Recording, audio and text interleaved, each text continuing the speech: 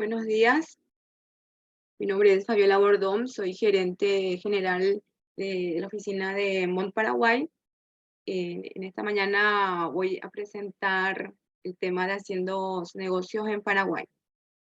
Cualquier consulta que tengan referente al tema o que necesiten saber más información sobre Paraguay lo pueden hacer al término de la exposición.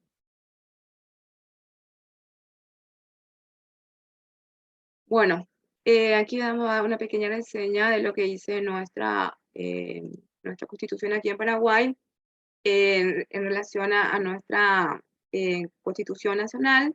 En sus artículos 42 y 107 nos menciona que consagra la libertad de asociación con fines lícitos y el derecho de toda persona a dedicarse a la actividad económica lícita de su preferencia, hablando de la actividad comercial que se quiera dedicar. Estas disposiciones establecen en el marco dentro del cual debemos introducirnos al estudio de las sociedades. Puede ser en las sociedades, en la SA, SRL, la EAS, que también es una nueva personalidad jurídica. También lo pueden hacer una sola persona, o una empresa unipersonal. En efecto, si bien es cierto que una sola persona física puede perfectamente dedicarse a la actividad económica de su preferencia, también debemos tener presente que varias personas pueden abordar y participar realizando en conjunto una determinada actividad. Esta colaboración puede consistir incluso en conductas y presentaciones diferentes, arrimando uno de los partícipes en dinero en efectivo, hablando del capital social, que pueden hacerlo en aporte en efectivo, otros bien en especie, algunos también lo pueden integrar con inmuebles, rodados, maquinarias, etcétera. Depende de la actividad que se va a dedicar los accionistas socios. Un determinado servicio, etcétera. Esta colaboración o coparticipación es protegida y reglamentada por el ordenamiento jurídico, recibiendo el nombre de sociedad, y de estas consideraciones preliminares puede ya percibirse la enorme importancia de las sociedades en la vida actual. El desarrollo económico de nuestro tiempo impone la necesidad a las grandes empresas, ya sea, ya hablando de empresas de gran envergadura, que son los bancos, supermercados, también a las importadoras, podemos también mencionarlo así, de estructurarse bajo la forma de sociedad debido a que la reunión de los grandes capitales necesarios para su constitución solo puede lograrse a través de una asociación de una pluralidad de personas, ¿sí?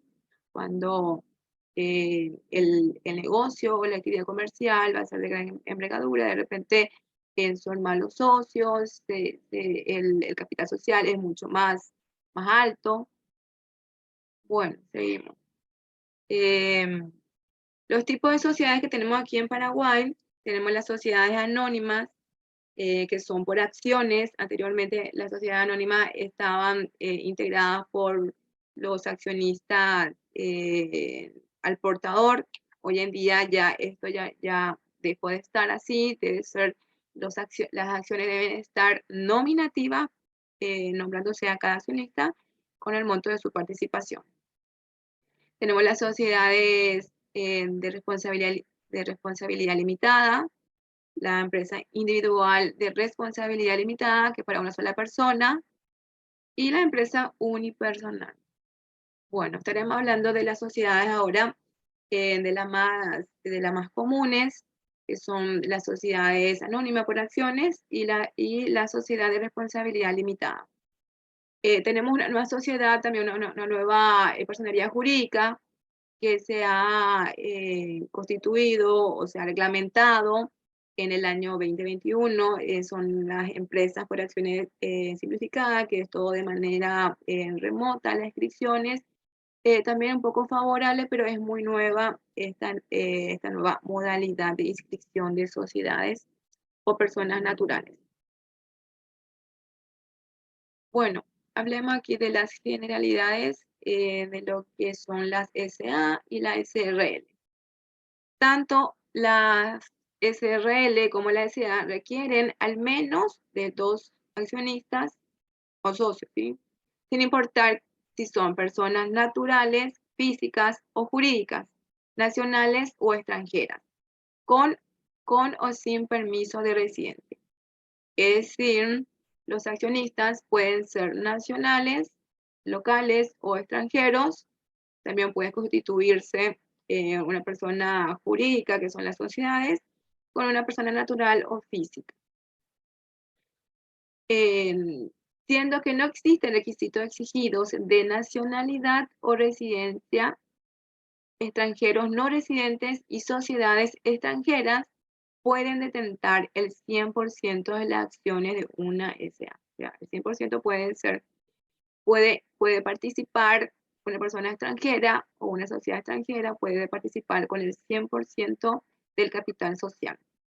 Ahora sí, la única restricción que tenemos en nuestra normativa es que los representantes legales o directores deben ser paraguayos o extranjeros con residencia en el país, para que puedan ser representante legal o director de su sociedad o empresa.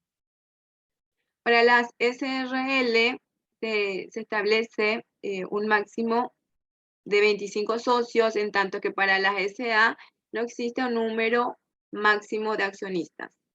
La legislación no establece una participación mínima que deba detentar cada socio o accionista.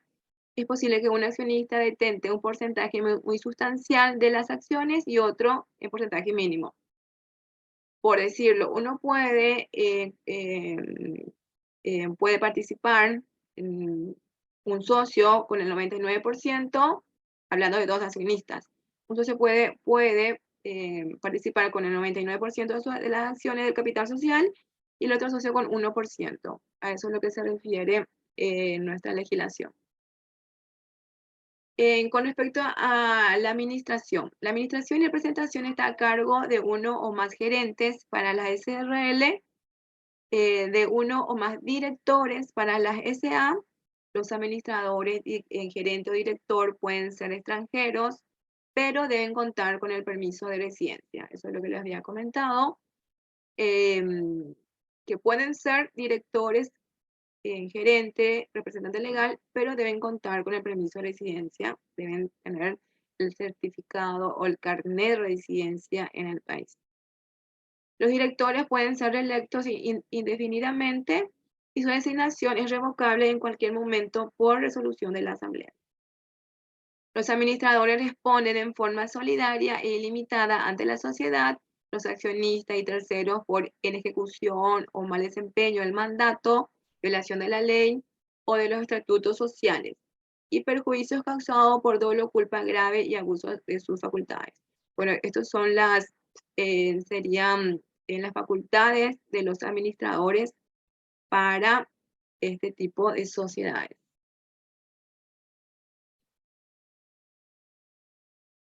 Del capital social, hablemos ahora que no se exige un capital mínimo para la constitución de una sociedad o sucursal. El capital puede suscribirse íntegramente en el acto constitutivo. También lo pueden integrar después de 2 meses, después de 2 años también lo pueden hacer. Los aportes en especie también deberán integrarse totalmente en el acto constitutivo al momento del protocolo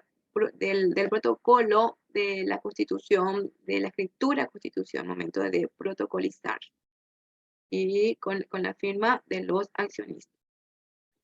En la SRL los aportes de dinero deben integrarse en un 50% como mínimo en el acto constitutivo y contemplarse en un plazo de 2 años. Esta sería entonces la manera de integrar el aporte del capital social. Dice que el 50% lo deben hacer al momento de constituir, al momento que se protocoliza la escritura de constitución, y el otro 50% se debe depositar en el Banco Nacional de Fomento.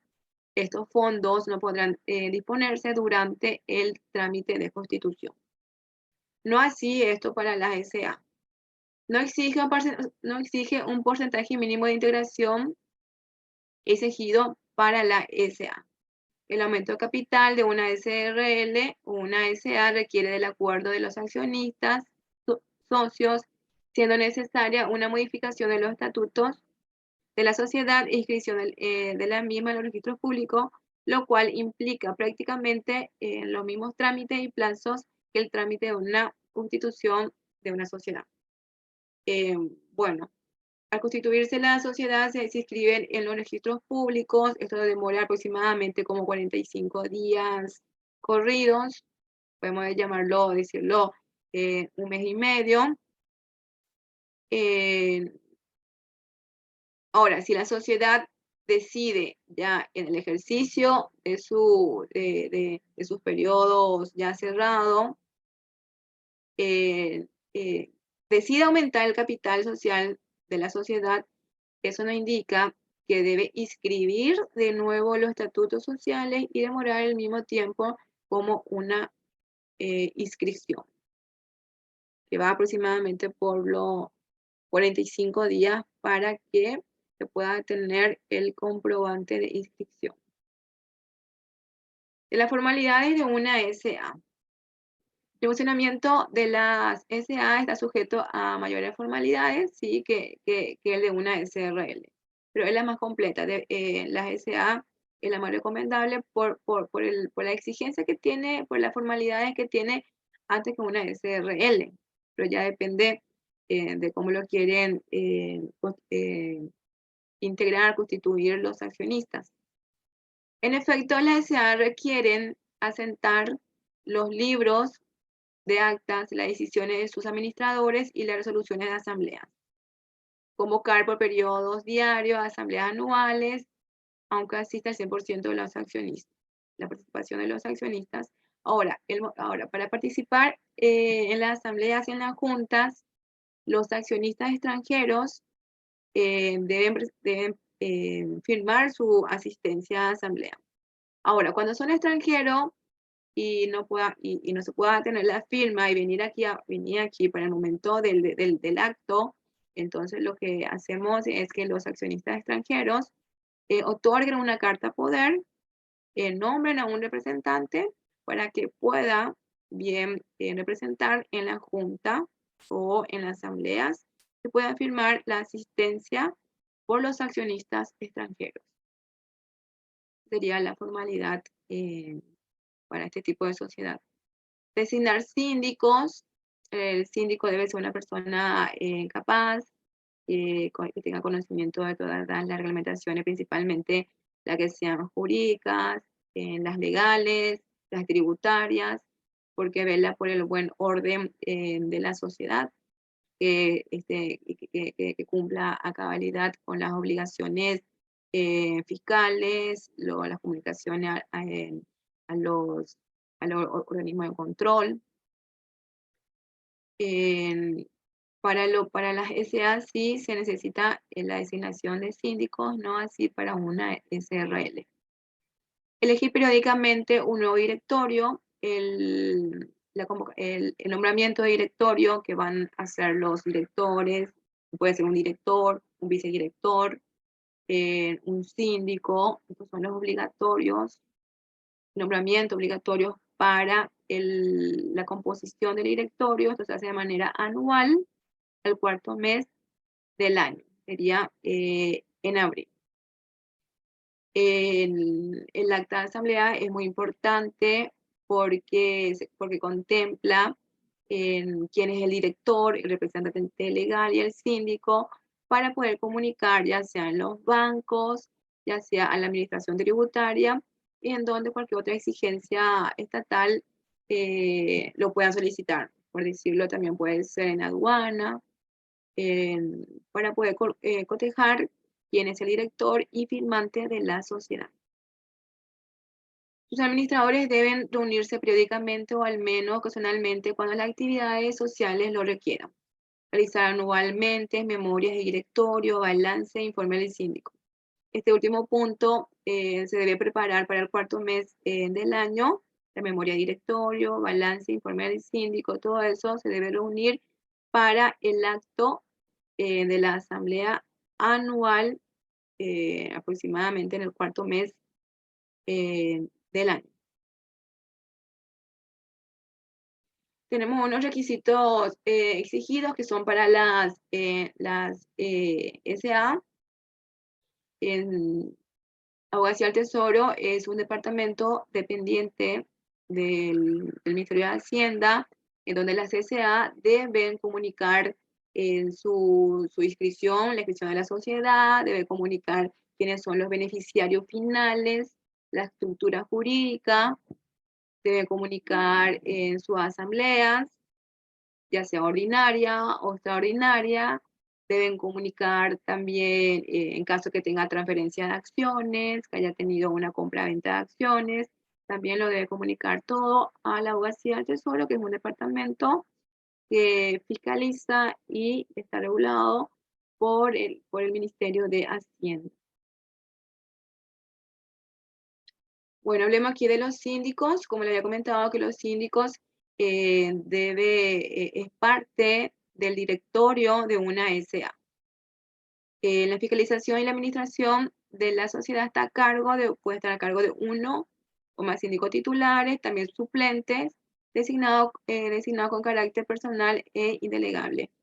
Cada año lo puede dar el nombramiento, la incorporación o lo pueden cambiar al síndico quien estuvo o si de repente el síndico o director renuncia, se debe hacer una convocatoria de asamblea para poder tratar estos puntos. Caso que no ocurra eso, sí, entonces al año siguiente, en ese periodo del cuarto mes del año, aproximadamente en abril, ahí sí se debe nombrar nuevamente a los miembros del directorio.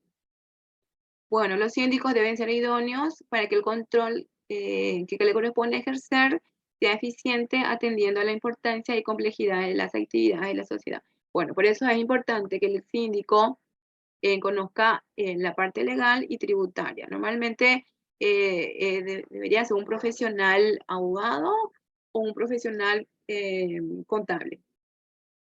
Debe estar domiciliado en la República y ser hábil para el cargo. También debe ser paraguayo o un extranjero con residencia. Los estatutos establecerán el plazo por el cual serán designados los síndicos hasta un máximo de 3 ejercicios, sin perjuicio de su obligación de desempeñar el cargo hasta que sea reemplazado. Sí, cuando puede ser reemplazado también antes de los 3 años, o pueden ser reemplazados en ese mismo año al momento de constituirse la sociedad, si renuncian o quieren hacerlo, o los dueños, los accionistas, desean cambiar, reemplazar. La asamblea de accionistas debe dejar sin efecto su designación y que la facultad sea susceptible de limitación. Los síndicos titulares serán reemplazados por los suplentes en caso de vacancia temporal o permanente. No siendo posible la sustitución, el directorio convocará de inmediato a la asamblea para que haga la designación a fin de completar el periodo. Bueno, esto en el caso que no haya completado el periodo de un año. El síndico impedido para desempeñar sus funciones cesará de intervenir y dará aviso al directorio dentro de los 10 días. Bueno, el síndico es un fiscalizador de la sociedad, para así decirlo. La función del síndico está remunerada si la remuneración no estuviera determinada por los estatutos. Esto se asigna entonces en la asamblea. Los síndicos son ilimitados y solidariamente responsables por el cumplimiento de las obligaciones que las leyes y el estatuto les imponen. Su responsabilidad se hará efectiva por decisión de la asamblea. La decisión de la asamblea que declare la responsabilidad importa la remoción del síndico. Bueno, el síndico debe informar a la junta cuando se haga la convocatoria de la asamblea, debe cotejar que la sociedad haya presentado cabalmente sus informes o haya presentado en las comunicaciones en los distintos organismos de control. También es responsable solidariamente con los directores por los hechos o omisiones que estos, cuando el daño no hubiere producido, se hubiera actuado de conformidad con las obligaciones de su cargo. ¿Sí? Bueno. ¿Quiénes no pueden ser síndicos? No pueden ser síndicos los directores, los gerentes y empleados de la misma sociedad. Y parientes, familiares. Bueno, hablemos de la rúbrica de los libros contables y societarios. Los libros exigidos por la ley y los reglamentos tributarios son los libros exigidos y deben estar rubricados. Son los libros diario, mayor e inventario. La sociedad anónima debe tener los libros societarios también rubricados. Esto normalmente suelen pedir los bancos. La Abogacía del Tesoro también solicita, en la fiscalización de sociedades también solicita el acta con el libro rubricado. Libro de asistencia de asambleas, el registro de accionistas, el registro de obligaciones, acta de asamblea y acta de director. Bueno, operaciones prohibidas para una SRL. La sociedad de responsabilidad limitada no puede realizar operaciones bancarias, de seguro, de capitalización y ahorro, ni aquellas para las cuales la ley exija otra forma de sociedad. Bueno, estas son las limitaciones que tienen las SRL. La responsabilidad de los socios o accionistas. La responsabilidad de los socios, de los accionistas socios, una SA, una SRL, está limitada por el monto, está limitada al monto de su participación en capital social. Bueno, eso es lo que nos menciona, que hasta el monto de su participación accionaria es la responsabilidad que debe dar ante la sociedad. Bueno, hablemos aquí de cuáles son una diferencia que existe entre la sociedad anónima y la responsabilidad limitada. ¿Cuáles son esas pequeñas diferencias que hay? Los elementos que tienen en común es el costo de constitución. Los costos de constitución de ambos tipos de empresas no varían y se establecen en base al monto del capital social. Responsabilidad de los accionistas o socios por acto de la sociedad. En ambos casos, las obligaciones de la sociedad serán pagadas con los aportes de los accionistas o socios, no así con los bienes personales. O sea, la tranquilidad que tengan los accionistas. La responsabilidad por mal desempeño de los directores o gerentes en ambos casos pueden responder limitada y solidariamente ante la sociedad, las acciones, los accionistas socios y los terceros por la inejecución o mal desempeño del mandato, como así por violación de la ley y los estatutos y cualquier otro perjuicio ocasionado por dolo, abuso, uso de facultades o culpa grave. Bueno, es por eso que los directores deben saber definir las facultades que tiene ante la administración de la sociedad, tanto los directores o gerentes. El sistema tributario, los diferentes impuestos, tasas y contribuciones en el sistema tributario son aplicados de forma indistinta a la naturaleza jurídica que estas empresas puedan tener. Bueno, las obligaciones, tenemos los impuestos internos locales aquí de Paraguay, que les estaré mencionando un poquito más adelante. Pues ¿cuáles son estas diferencias? Las denominaciones, la SRL, son constituidas por socios dirigidas por gerentes. En las SA existen accionistas y son dirigidas por directores. Ambas pueden estar representadas a partir de uno o más gerentes o directores. El límite de socios en la SRL exige un límite de 25 socios, mientras que en la SA no existe limitación de accionistas. De la integración del capital, en la SRL los aportes de dinero que se realicen para la integración del capital deben estar el 50% depositado en el banco oficial al monto de la constitución. Estos son para la SRL. Para la SRL, como le había comentado, el 50% deben contar con ese aporte del dinero en efectivo. El otro 50% lo depositan en el Banco Nacional de Fomento. El 50% restante deberá integrarse en un plazo de 2 años. En la SA no existe un requerimiento con respecto al aporte en efectivo ni al plazo máximo para la integración del capital.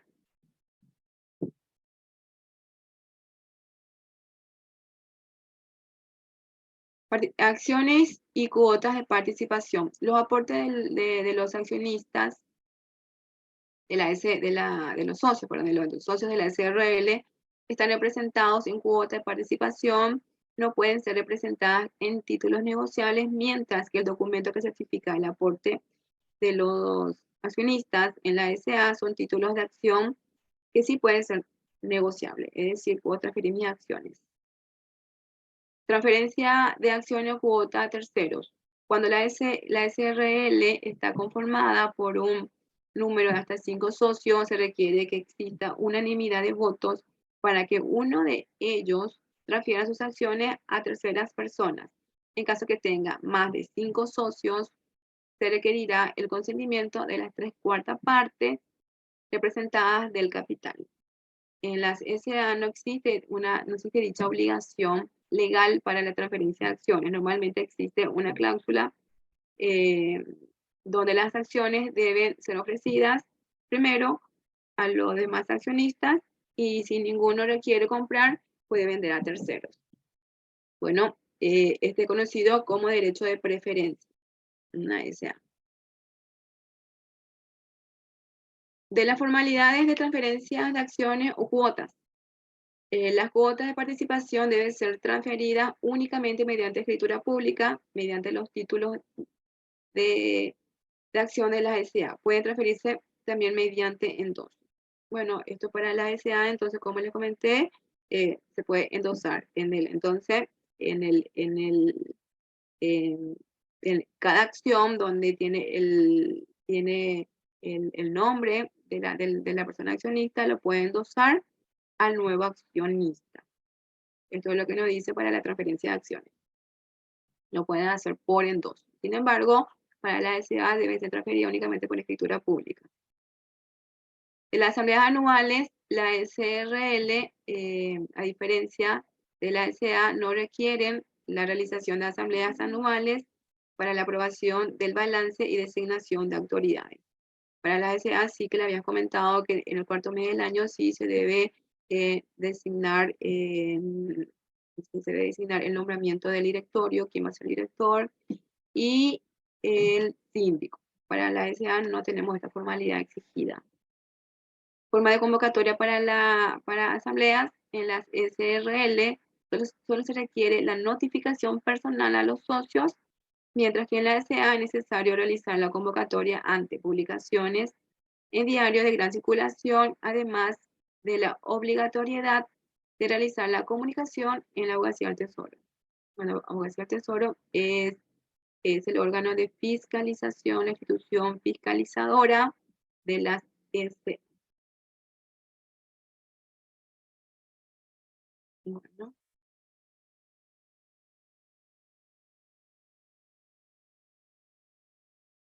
Bueno, hasta ahí habíamos comentado sobre estas dos tradicionales formas de constituir la sociedad, una SRL. Ahora tenemos una nueva personería jurídica que también lo pueden hacer, que es por las empresas por acciones simplificadas. Esta modalidad es muy nueva, es muy reciente, pero ya se está dando curso a esta nueva personería jurídica, que es bastante ventajosa por el plazo de poder constituir. Prácticamente tenemos como, según la norma nos dice en 3 días, pero 3 días, 72 horas que ya tienes constituida tu sociedad. Pero entre ciertas exigencias se va pudiendo tener en 8 días aproximadamente constituida al 100% esta sociedad que es las empresas de operaciones simplificadas, que todo de manera remota. Esto es dependiente del Ministerio de Industria y Comercio. A continuación, le voy a estar mencionando sobre esta manera de crear una sociedad, que son las EAS. A diferencia de los tipos societarios existentes en la legislación paraguaya, la EAS podrá ser constituida por una persona, aunque también puede ser más de una persona física, que es natural, o jurídica. La EA unipersonal no podrá constituir ni participar en otras EAS personales. Esta es la única restricción que tiene esta personalidad jurídica. La constitución podrá realizarse por contrato o acto unilateral por medio de un instrumento público o privado con certificación de firma. Para la creación de la EAS, la empresa interesada deberá dar el nombre, documento de identidad, domicilio de los integrantes de la empresa, asimismo la denominación de la persona jurídica, seguida de la palabra empresa, operaciones simplificadas y sus iniciales que son EAS. El domicilio principal de la empresa, el objeto de la empresa y la duración. Que el tiempo máximo de duración de la empresa el tope es 99 años. Que se entenderá que es identificada en caso que el acto constitutivo no integra disposición al respecto. Bueno, esto como le comenté, la inscripción es de manera remota. La EAS adquirirá personalidad jurídica distinta de sus integrantes desde el momento de su inscripción en una dependencia del Ministerio de Hacienda creada y designada al efecto. No se requiere que la misma sea inscrita en el Registro Público de Comercio para poder operar. Su inscripción debe tramitarse en el Sistema Unificado de Apertura y Cierre de Empresa, que es el SUACE. Esto se hace a través de la página web, que es Sistema Unificado de Apertura y Cierre de Empresa, que sería su sigla SUACE, que es dependiente del Ministerio de Industria y Comercio. A través de esta plataforma es en donde se debe adjuntar los documentos requeridos para la constitución, en cuya página se publicará un formulario para la inscripción y modelo de estatuto. Es decir,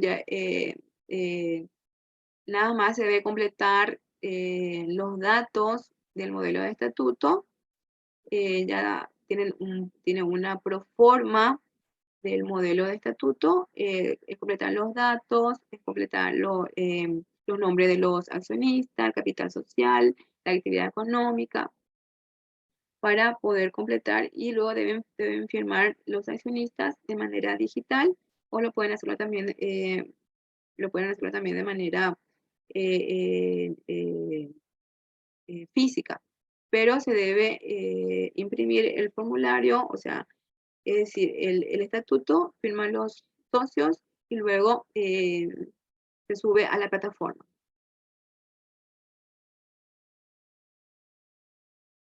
El capital social para esta EAS no requiere de un mínimo de capital social ni tampoco un máximo. El capital social de la EAS estará representado en acciones nominativas, las cuales podrán ser endosables o no, ordinaria o preferida. El aporte podrá ser en dinero u otros bienes. Cuando el aporte sea en dinero, se deberá integrar el 50% del monto comprometido en el acto constitutivo y el restante dentro de 2 años de la Constitución. Lo pueden hacerlo entonces el 50% en el acto y luego completar en 2 años, completar el aporte el aporte del capital, ¿sí? El capital se dividirá en partes denominadas acciones. La suscripción e integración del capital podrá hacerse en condiciones, proporciones y plazos distintos que los previstos. Las normas contempladas en el Código Civil para las sociedades anónimas, pero en ningún caso el plazo para la integración de las acciones excederá de 2 años. Bueno, entonces las EAS también se rigen por lo que dice el Código Civil con respecto a la SA.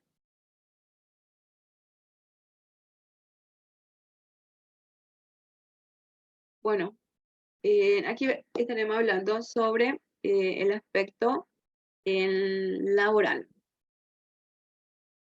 De las obligaciones laborales al momento de contratar a un empleado que esté en nómina.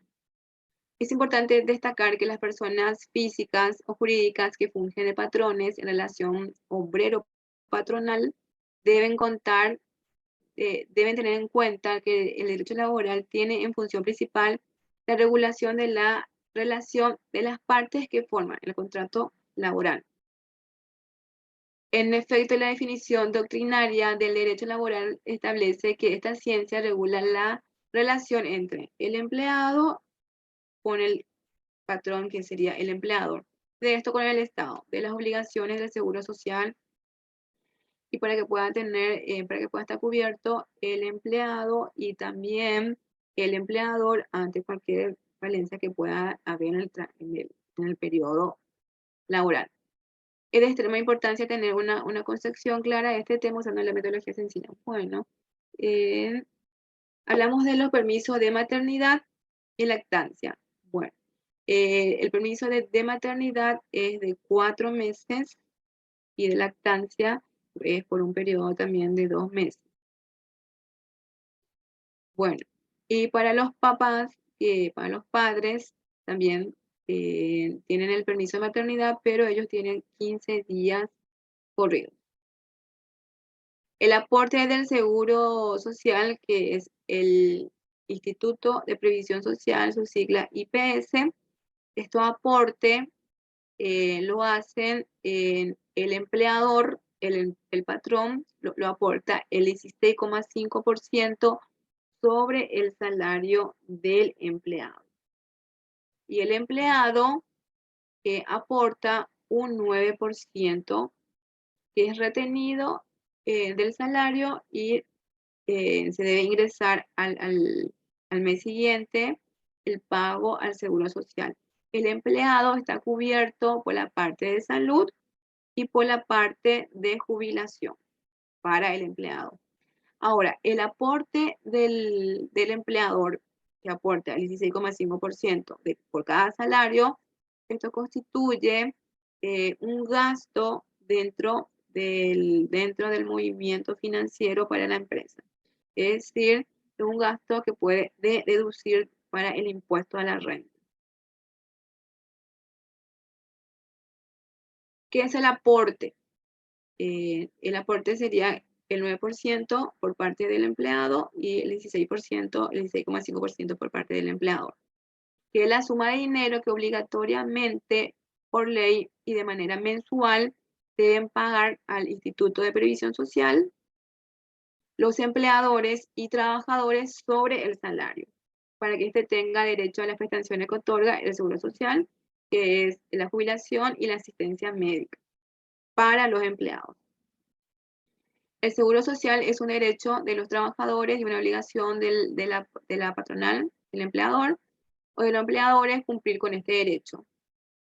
Poner la definición de salario para nosotros es importante porque para el aporte obrero patronal, todo es salario menos la bonificación familiar y el aguinaldo. Pero eso no contempla parte del salario. Sobre eso no se puede ajustar el aporte. Nada más que el salario mensual, puede ser alguna gratificación, hora extra, sobre eso sí se debe aportar al Seguro Social. No así está exento la bonificación familiar y el seguro y el aguinaldo. Sobre esto no se da aporte al Instituto de Previsión Social, no se liquida. Sobre todo se debe aportar. Bueno, ¿qué es el salario? Se define como la remuneración total que recibe el empleador de sus empleadores en dinero, especie de regalía, incluyendo lo que corresponde a trabajo extraordinario, puede ser comisiones sobre sueldo, gratificaciones, la indemnización también por despido, eso también se debe aportar al Seguro Social. Honorarios, participaciones y cualquier otras remuneraciones accesorias que tenga de carácter normal en la empresa. La única excepción, el aguinaldo y la única bonificación familiar establecida por ley, que por lo tanto no forman parte del salario. El aguinaldo se paga al cierre del año, en diciembre, antes del 31 de diciembre. Un solo aguinaldo, que sería todo lo que el empleado haya percibido en todo ese año, dividido 12, eso es lo que percibe como aguinaldo. Si el empleador está obligado a comunicar la entrada del trabajador en el momento en que éste inicia su tarea dentro de la empresa, esto incluye periodo de prueba. Es decir, del día 1, el empleador debe comunicar su entrada en el Instituto de Previsión Social, por más que este empleado esté en periodo de prueba. El periodo de prueba es de 2 meses. Una vez que el empleado no haya pasado el periodo de prueba en los 2 meses, se le vuelve a excluir del Instituto de Previsión Social. Bueno, aquí hay algunos datos importantes en lo que establece nuestro Código Laboral paraguayo de los periodos de vacaciones. Le corresponde a un empleado vacaciones de 0 a 5 años, 12 días hábiles de antigüedad. Con una antigüedad de 6 a 10 años le corresponde 18 días hábiles. Cuando tienen ya una antigüedad de más de 10 años, le corresponde 30 días hábiles. Otro dato importante que se debe tener en cuenta es que las horas laborales son de 48 horas semanales. Esto es lo que nos rige el Código Laboral. Y el aguinaldo a fin de año es cuando se le debe pagar al empleado, que es el salario todo percibido del año dividido 12. Un dato importante también aquí tenemos que el salario mínimo aproximadamente, que todo empleador calificado, no profesional, puede percibir $350 aproximadamente. Esa sería la base del salario mínimo legal en dólares.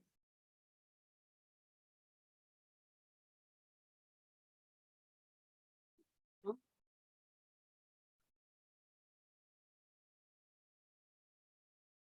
Aquí también un pequeño dato importante para comentarle.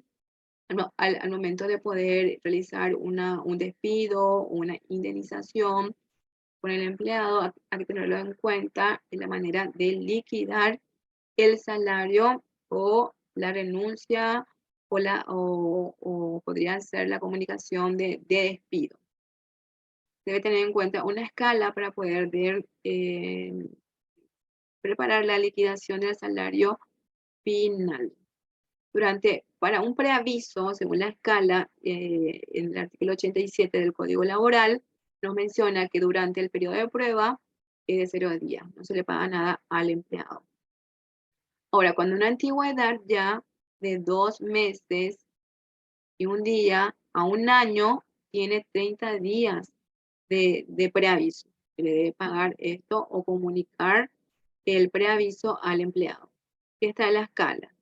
De 45 días cuando a 5 años, y de 5 años a 10 años son 60 días, de 10 años en adelante ya son 90 días, ya cuando esto es con respecto a la antigüedad del empleado.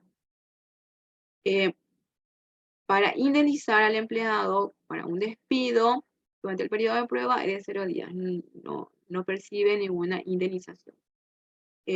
Ahora, si cumplido el periodo de prueba, que son de 2 meses, a 1 año y 6 meses, se le debe indemnizar con 15 días de salario.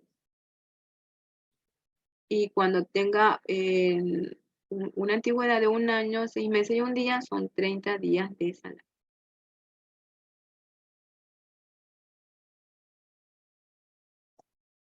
Estos son los impuestos internos que tenemos aquí en Paraguay, que es el impuesto a la renta empresarial. La tasa de este impuesto es del 10%, ya sería la renta neta, descontando de sus ingresos y todos sus gastos, en lo que quedó para poder determinar el impuesto a la renta. De esto se paga el 10%. Luego se distribuye los dividendos y utilidades. El IDU, que es el impuesto a los dividendos y utilidades para los accionistas locales, paraguayo, o también un extranjero con residencia en Paraguay, ya tributa como un paraguayo y tributa por el 8%. Los accionistas paraguayos y accionistas extranjeros residentes.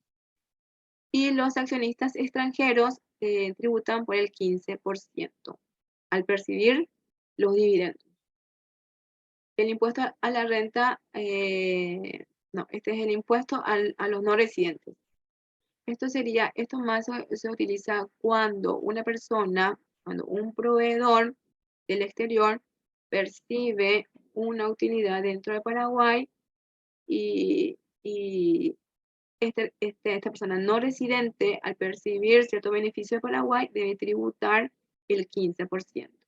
Estos son para los proveedores del exterior. Y el impuesto a valor agregado, que es el IVA, que es el IVA mensual, es del 10%.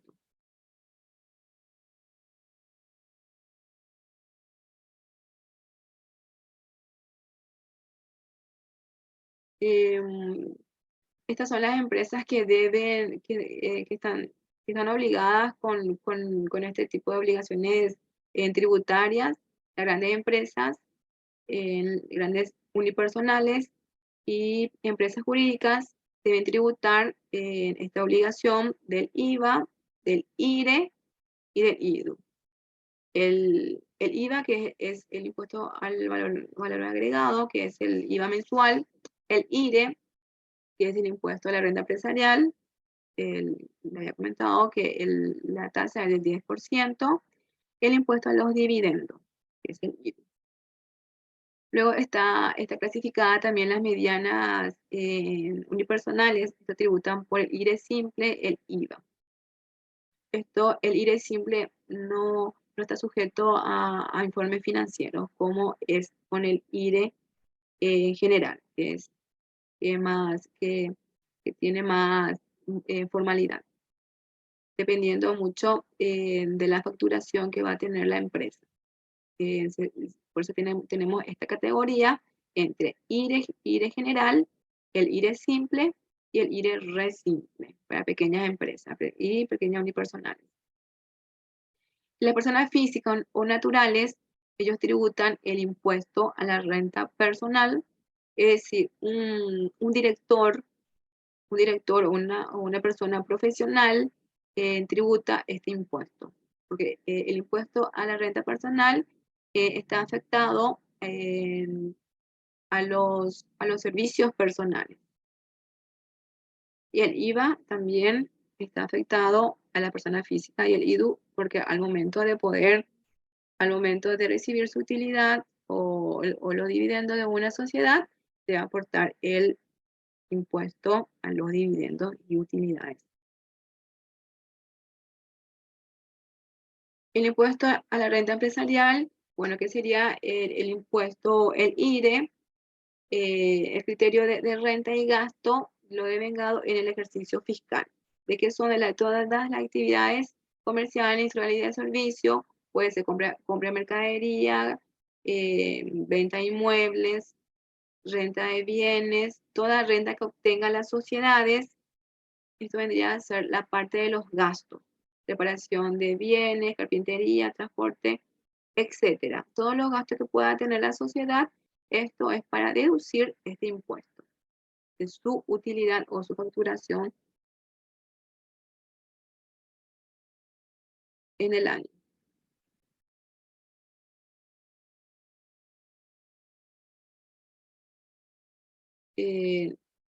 Bueno, la renta bruta, que es la diferencia entre el ingreso total de las operaciones y el costo de los mismos.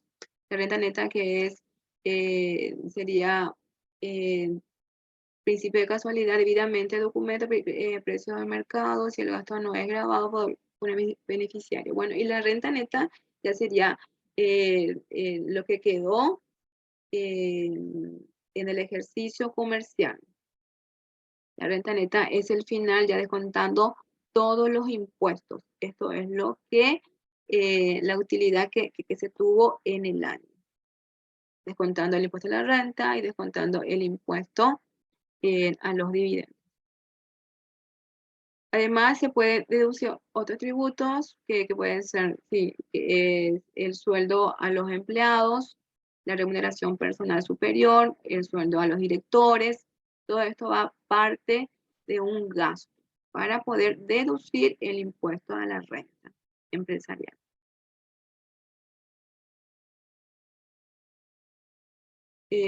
Los estados financieros que debe preparar toda sociedad sería el balance general, el estado de resultado, flujo de efectivo, variación de patrimonio neto y nota a los estados contables. Estos informes financieros la sociedad debe presentar de manera anual con un vencimiento conforme al número de su cédula tributaria. Este sería el calendario nuestro para la fecha de vencimiento de cada contribuyente, que el contribuyente, ya sea persona jurídica o física, natural, tenga la terminación de su registro único del contribuyente, que es el RUC, una cédula tributaria, su terminación es el 0, el vencimiento de sus obligaciones es el 7 de cada mes. Y si tiene una terminación 1, su vencimiento es el 9 de cada mes. Y así sucesivamente hasta llegar al 9 con el día de vencimiento 25 del día, del mes.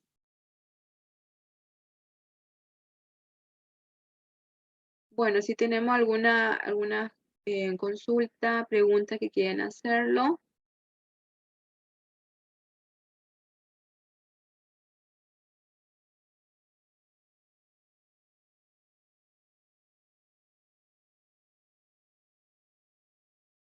Aquí tenemos un pequeño pantallazo de lo que es la política monetaria y cambiaria en Paraguay. Durante la estabilidad de precios actualmente, el objetivo ampliamente aceptado de política monetaria, basado en la evidencia internacional y experiencia histórica de una inflación baja y estable, contribuye a lograr un crecimiento económico. Bueno, estos más bienes son para las casas de bolsas, ahora para los inversionistas que quieren actuar a través de las bolsas de valores. Para el emisor, dice, es una alternativa y completamente el esquema de financiamiento vía banco, permite optimizar la estructura financiera, no dependiendo de una sola fuente de recursos. Para el inversionista, mayor alternativa de inversión según el criterio y riesgo deseado, los precios son formados por el libre juego de la oferta y la demanda. Esto todo se puede revisar en una casa de bolsa. Siempre que tengan nuestros datos, nosotros tenemos presencia, oficina tenemos en Chile, tenemos oficina en Argentina, en Brasil, en Perú, donde ofrecemos el mismo servicio en todas las oficinas, en Colombia, en España, México, Bolivia, Estados Unidos, Ecuador, Paraguay, Canadá, Uruguay. Bueno. Gracias, espero que le haya gustado esta información, este webinar, esta presentación. Y si tenemos alguna consulta que no le hayan quedado claro, entonces aquí reviso el chat.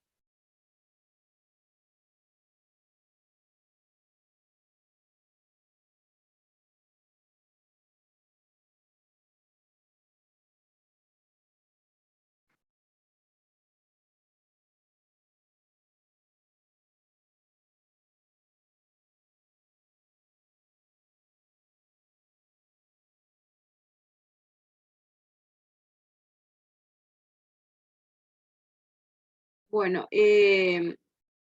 la pregunta de Javiera, ¿creen que en este marco normativo se mantendrá en general sin cambio bajo la presidencia de Santiago Peña?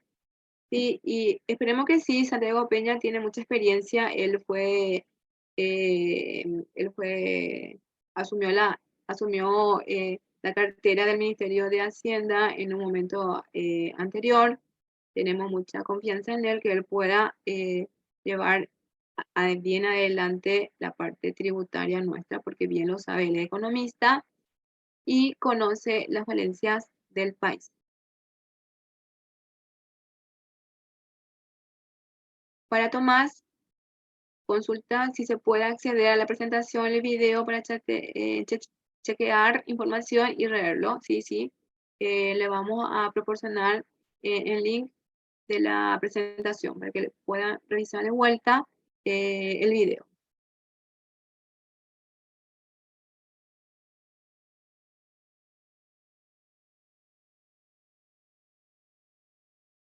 Si tienen alguna otra consulta,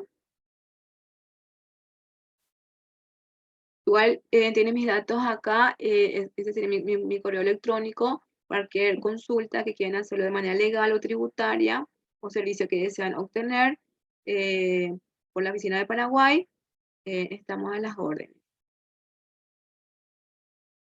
Bueno, no hay más consultas, preguntas. Bueno, muchas gracias por su participación. Buenos días.